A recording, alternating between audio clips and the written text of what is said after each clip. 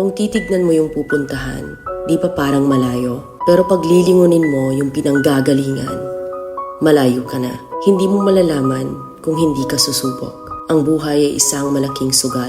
Kung lagi kang takot sumugal sa isang bagay dahil takot kang mawalan, mauubos lang kung anong meron ka. Kung hindi ka mawawalan, hindi ka rin magkakaroon. Kung ano man ang mga desisyon mo ngayon, yun ang magiging buhay mo bukas. Lakasan mo lang yung loob mo. Dahil ang mundong to, aapakan lang ang mga mahihina. Ibangon mo palagi ang sarili mo. Balang araw, magugulat ka na lang na ang layo na pala ng narating mo. Kahit mabagal ang progress, basta may usad at kumikilos ka, okay na yan. Wala tayong magagawa. Ganyan talaga ang proseso ng buhay. Lahat tayo nakakaranas ng hirap. Hindi natin alam kung hanggang kailan tayo dito sa mundo. Kaya mas piliin mo maging mabuting tao.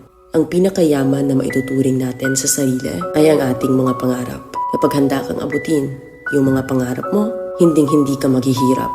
Kung lagi kang may pinagdaanan sa buhay or pagsubok, pruweba lang yan na isa kang magiting na sundalo. Sa mga pagsubok, diyan ka aangat, diyan ka babaguhin. Yung tatag mo kung paano ka mag-ayos ng problema.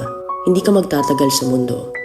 Lubos-lubusin mo na. Gawin mo yung mga bagay na handang iangat ang sarili mo.